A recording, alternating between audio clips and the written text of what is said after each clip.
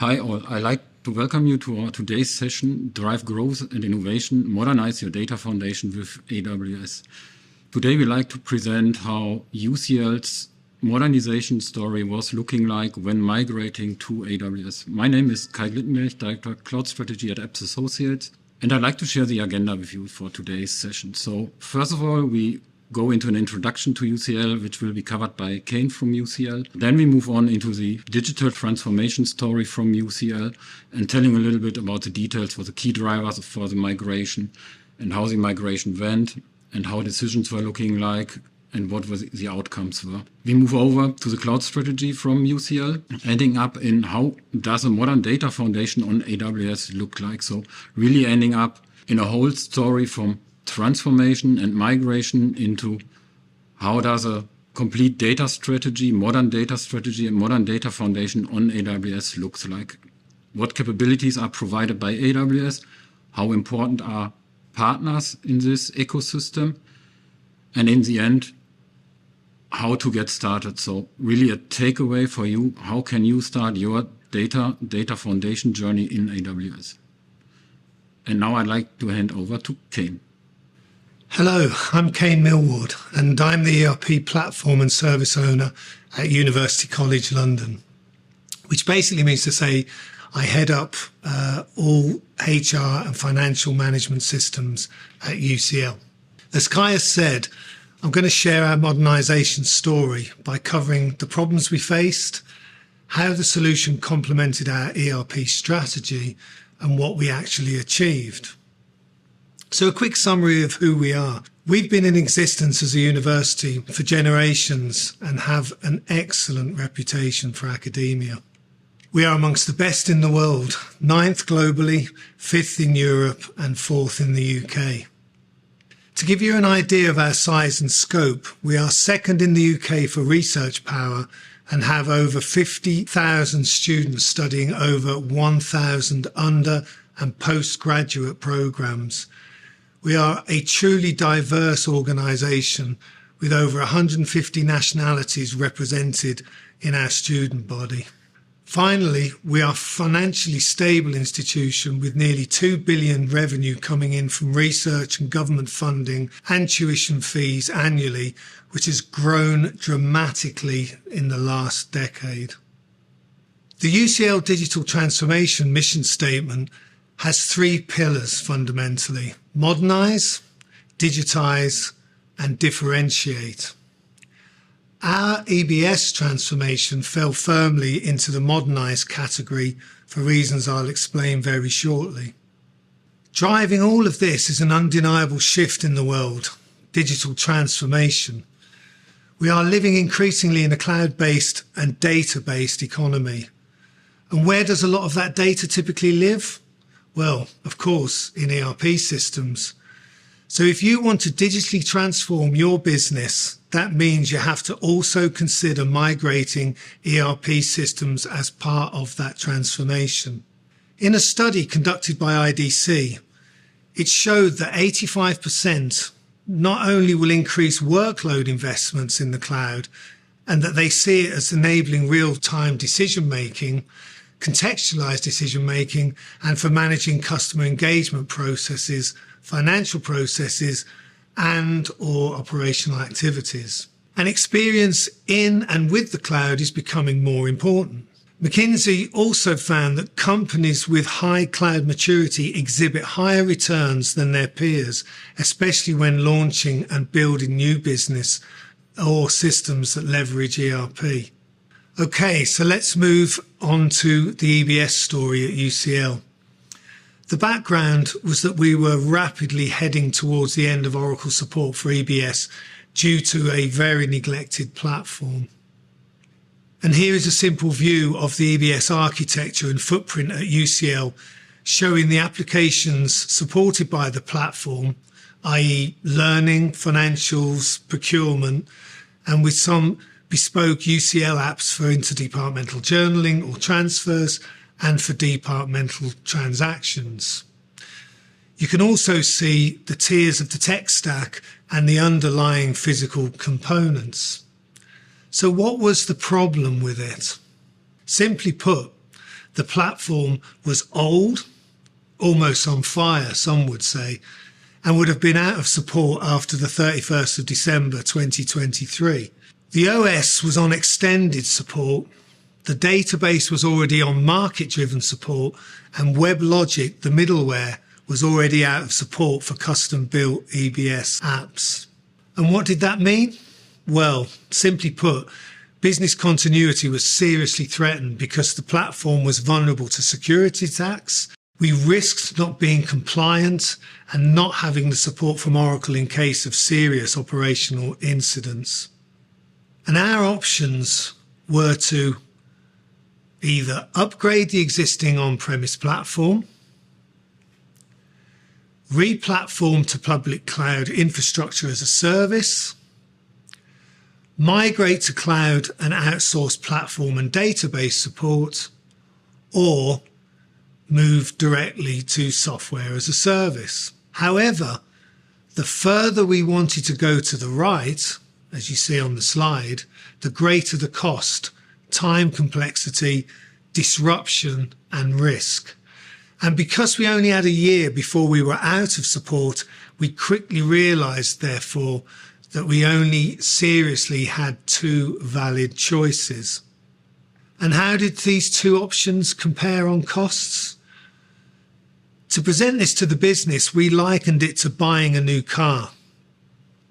If we'd stayed on premise in our own UCL data centers, then we would have had to have purchased new machines and equipment, which would have meant all the costs were paid up front.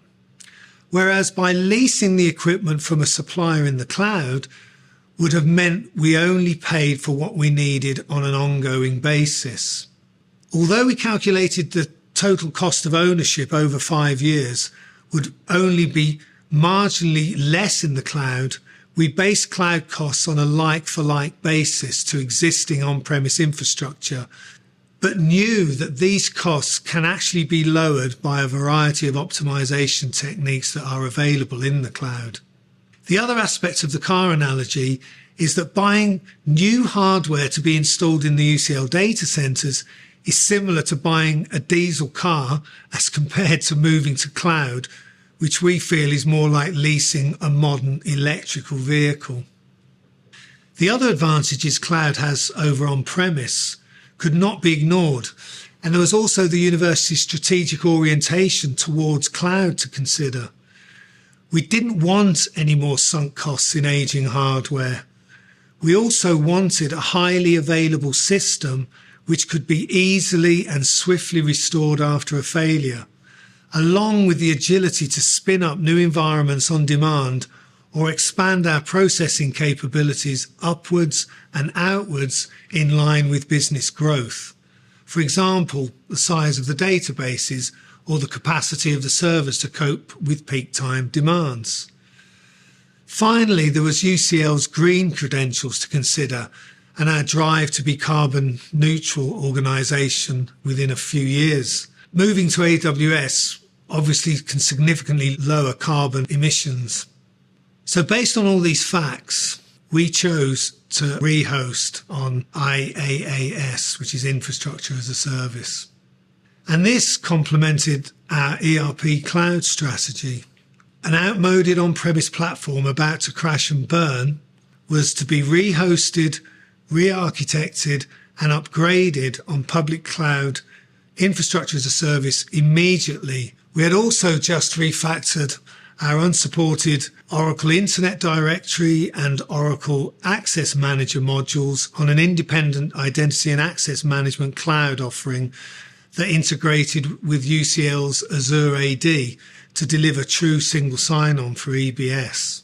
Then, in the short to medium term, we would look next into managed services for the platform and the database, before finally transforming our business with the cloud's SaaS solution, which is software as a service, for ERP in the longer term horizon of about 5 years, we estimate. The outcome of our migration to AWS infrastructure as a service was very successful, judging by the fact we only had a single priority one issue upon go live that occurred within the first couple of days. And that was just that our financial reporting tool could not connect, and they were only able to see the financial status of UCL as at the end of the previous day's business. But we quickly resolved it, and it turned out to be a FortiGate firewall change. We upgraded the operating system, the database and the middleware in the process of replatforming. So now we are on a rolling Premier support from Oracle until 2035, which means any business continuity risk has been completely removed. High availability of the system is guaranteed by Amazon at 99.5% in our case. And we have proven DR performance that increases resilience further. In terms of security, we have definitely improved that threefold because we've encrypted data at rest and in transit between the servers, which was never the case with our on-premise.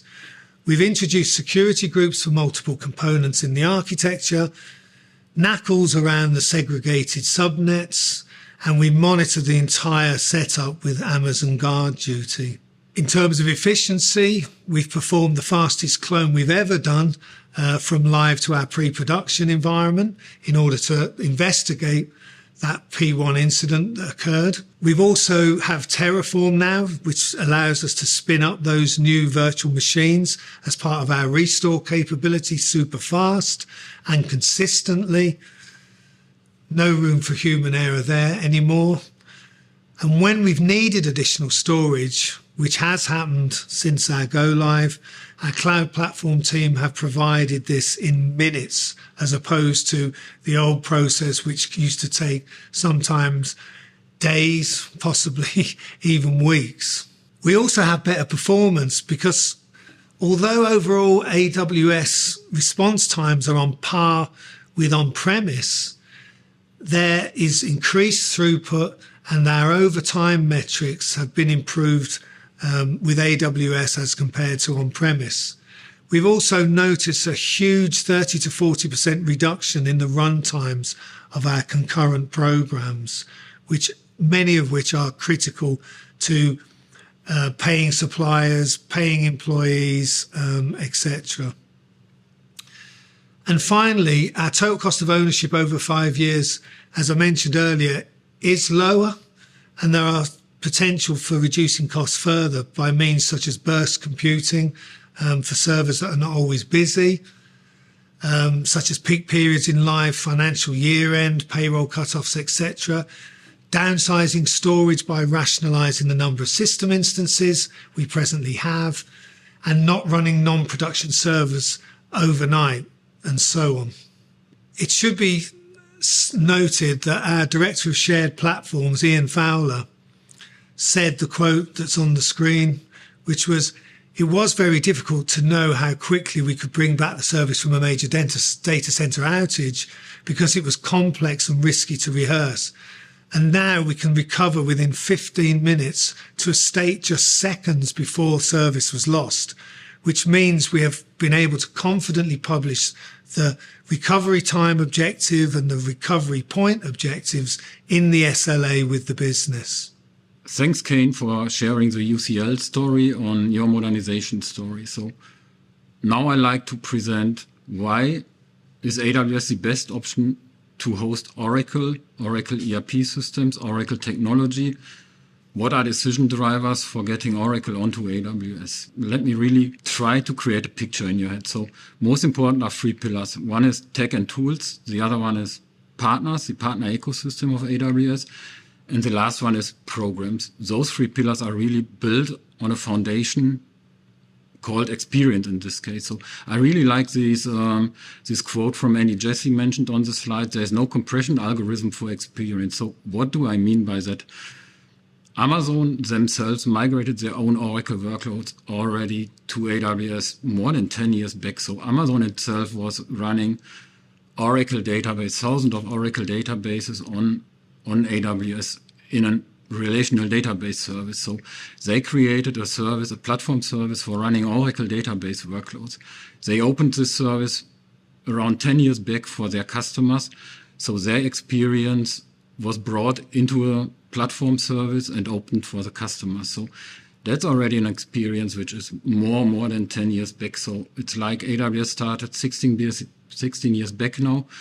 That's 16 years of cloud experience and clearly the market leader in this space.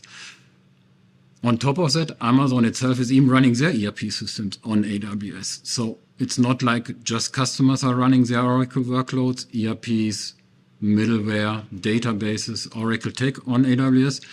Amazon itself drove this experience in the very first step. And that already more than 10 years back. If you now take a look and compare it to other cloud providers, maybe Oracle in the first shot, Oracle itself is in the market with their Gen 2 cloud now for 4 to 5 years. So that means that the database, the Oracle database service from AWS is already in the market for more than double the time than the whole Oracle cloud is available. And with that said, AWS is hosting the most Oracle workloads worldwide. It's not Azure, it's not Oracle itself, it's AWS hosting those Oracle workloads. So it's the experience of hundreds, thousands of customers which are put into the system and which developed a stable platform and stable tools for those experiences. That was just the experience pillar in this case. And if you just take a look onto the other pillars mentioned at the beginning like tech tools, partners and programs, technology and tools, that's when you think about cloud, maybe the most important pillar. You select the cloud provider with those technologies you need, with those tools you need, and that's a technology-driven decision in the end. AWS is providing a bunch of tools to really cover those migrations, those operating those workloads in AWS, and even modernizing those workloads, like migrating an Oracle database to an open source system like Postgres. AWS has a tool already in their toolset. You can simply use it, and it's already proven. Amazon themselves migrated their Oracle database, 95% of their Oracle database already in 2017 from Oracle to Aurora Postgres. So it's a proven tool used by 10,000 of customers in between since 2017. So it's a huge, huge ecosystem when it comes to technology and tools, especially when you're modernizing and you are looking at those latest topics in the IT, like Gen AI, machine learning. AWS already provides the tool set for it. So that's one of the most important pillars. When it comes to innovation and modernization, then for sure it's also important to be covered by programs. We come to that on a later slide as well. For now, maybe in short, there are a bunch of programs like Migration Acceleration Program, OLA, Optimization and Licensing Assessment, and a bunch of other programs which support the customer in their whole transformation journey from an early assess and discovery phase until the migration and even during the operating phase. Now, when it comes to modernization, let's take a look into a recent report from McKinsey Group, which really points out that important for Gen AI is data itself. What do I mean by that? It's like you have to have a clean data strategy, a clear data and infrastructure strategy. So you have to think about your data when it comes to Gen AI. And that's really important to be competitive and to get an advantage about other competitors in your vertical.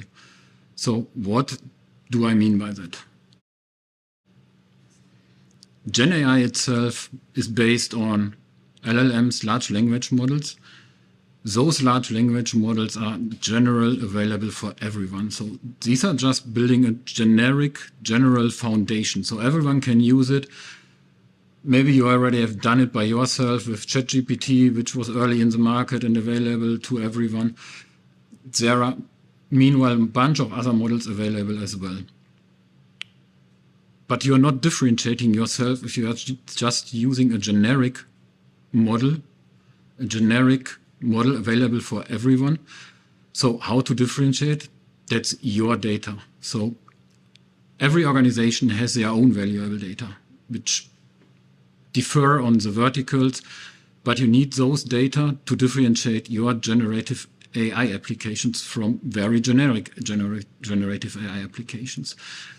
So you need to think about which is the right foundational model to use and how do I get my data connected to this generic model. So in the end, it's like fine-tuning the generic model with your organizational data. So that's the key differentiator, is your own data.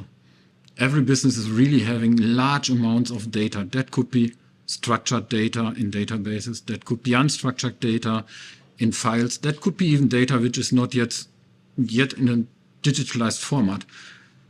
But all these data is important for your business, and that's the main differentiator. And now that's what the McKinsey report was pointing out. You need to get an idea how to get this data connected to those generic models to have a unique experience for your Gen AI applications. So let's think about what does it mean. So what is a modern data foundation? So as mentioned on the slide before, in general, we are talking about structured and unstructured data. And a modern data foundation is really an ecosystem. So I'll come to that in a minute.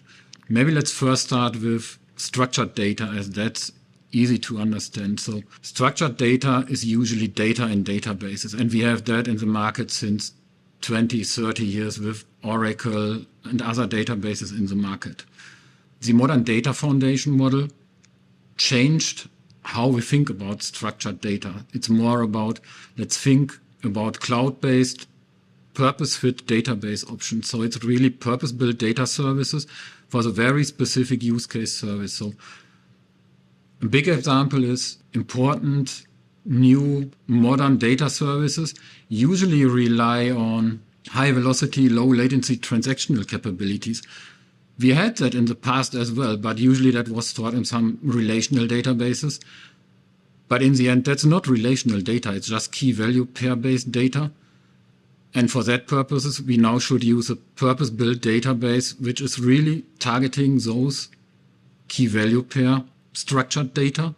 And that ends up in better performance and better cost in the end. And that applies to other formats of structured data as well. So the idea is really get a purpose-built database for your specific data and data needs. Another important topic in the structured data is analytics, which is different to those high velocity data. It's like a large, huge amount of data which needs to be organized, which needs to be analyzed. And you have purpose-built databases for that as well. Services like Redshift or other analytics services, which are really built on a columnar basis to cover those complex, large data amounts. Then we have unstructured data, which is usually found in data lakes. That could be either files, that could be open format standards like Parquet, that could be any file format, but it's often unstructured data or a mix of structured or semi-structured data and unstructured data. So if you just see which options do we already have for data, you directly see, okay, I need to think about an ecosystem, about how do I store my data? How do I modernize my data? So there are plenty of examples where you have all these different data workloads on-premise in a relational database. But when migrating to the cloud and modernizing in the cloud, you need to split those workloads and understand, okay, what is purpose-built? Where do I need to put my data? And in the end, most important is how do I connect the data in this ecosystem? The idea of Amazon is to do this in a zero ATL approach. So what does it mean? Connecting all those services without having to think about it. So having data available at any time in any service, regardless if it's structured data or unstructured data. Just connect the services and the data will be available in those services. With that easy availability of data, there comes some risk. And that's now one important pillar in the middle of the slide. It's cataloging the data and data governance.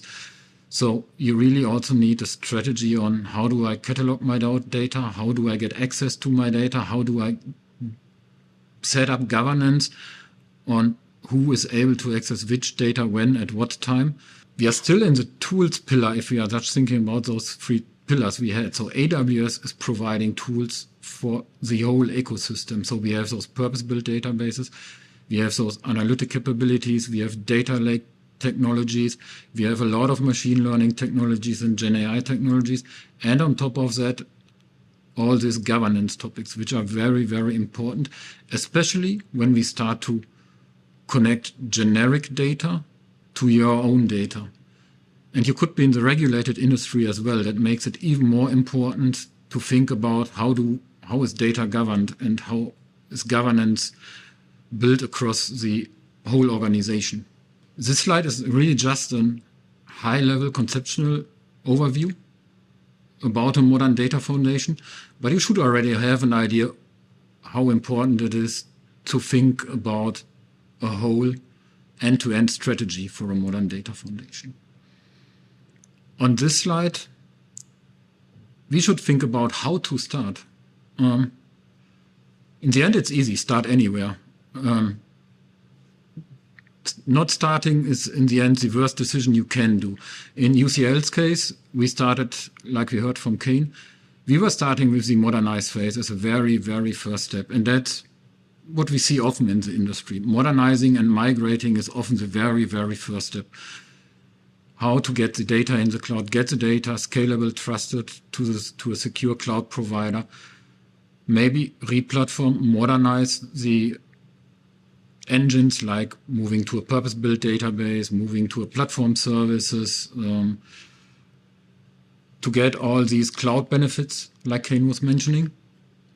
And that's something we really see often as a very, very first step. And once you have the data in the cloud, think about the next step. So what could it be? That could be data cleans, that could be data unifying, that could be reorganizing data. Or, depending on your business needs, it could also be innovating directly at the very first step. I mean, you have your data, in the UCL's case, ERP data, with a lot of important data like invoices, like employee data, like supplier data already in the cloud.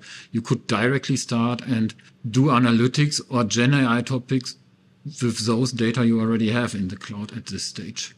Important key message is really start anywhere, do not stop or wait. Jumping back to the picture with the 3 pillars I had, so I was mentioning technology and tools first. So the last slides basically covered this pillar. The second pillar was partner ecosystem, and I think that's very, very important at AWS. At the time being, AWS is having 10,000 of partners, some highly specialized partners, some global GSIs covering a lot of topics. And if you just take a look onto Apps Associates, we are very, very specialized partner when it comes to Oracle. So we are already since 20 years in the market, and our DNA really is Oracle. So we are an end-to-end provider on all things Oracle. And like Kane was mentioning, we were talking about Oracle technologies, Oracle middleware, Oracle databases, and even an Oracle application, an Oracle ERP system with the Oracle E-Business Suite.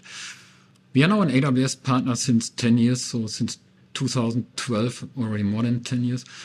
And we have done nothing different than migrating Oracle workloads to the cloud. And there is no Oracle workload we haven't yet migrated to AWS. And those experiences, again, is the foundation which I meant at the beginning. Experience is a foundation. That could be experience which moved into technology and tools. That could be experience of a partner. That could even be experience of the cloud provider itself, helping with solution architects, helping with programs. That applies to a partner as well. So it's important for your use case, really select the right specialized partner for your use case to be successful in the end. Last pillar was programs. And I said, I cover this at the end. This slide is really about programs. And programs can help to get started. An easy thing could be a discovery workshop, like an assessment phase, like what do I have? What is the foundation I have on premise? What do I need to modernize? What do I want to migrate? And what are the right approaches? Like what is a migration approach? That's a very, very first step. What we often see when it comes to workloads like Oracle, which are really license-aware workloads, and that applies to Microsoft SQL Server workloads, for example, or Microsoft Windows Server workloads as well. Licenses are always a very, very important topic. So that's where we often see after a discovery workshop or bound to a discovery workshop, an optimization and licensing assessment, in short OLA, which helps to address those license needs and maybe license gap you will have, and help to be license compliant when you migrate and modernize. That's very, very important. Just as an example, an Oracle database Enterprise Edition license on the global price list is about $47,500,000 per CPU. So you really want to stay license compliant if you migrate to the cloud. And that's covered by an OLA. It helps to assess and analyze your existing licenses and coverage, help to provide recommendations on how to technically migrate and what are priorities, and stay license compliant after the migration and modernization. And it already gives a very first baseline TCO for your migration and modernization journey. So that's something we really see often as a very first step before we come to the migration acceleration program. The migration acceleration program basically consists or is split into 3 phases. The first one is assess, the second one is mobilize, and the last one is migrate and modernize. So like the phases are already named, you already hear that it's not just a program, it's again experiences built into a methodology. So we really start with an assess, we do a mobilize phase, which is helping to get speed up into cloud technologies, to ensure landing zone is built for your needs, to ensure people and culture issues are addressed, to ensure security and regulation issues are addressed. And the last phase is the migration phase, which we already heard today from Kane. They were in the migration phase. And it also covers the modernization, where we heard that is the very next step for UCL to move into this modernization phase and see what options do they have to modernize in AWS with their migrated systems. On top of that, the program also helps financially, as AWS is aware that a migration is always coming on top of your daily business as well. So there are funding opportunities bound to this methodology as well, which helps to get started in those migration journeys. So with that said, we have those really 3 large important pillars: technology and tools, partner ecosystem, and really a lot of programs which can help in your modernization journey. Those mentioned programs here are just a few examples of other programs which are there as well and available to every customer. Thank you. With that, we close the session for today.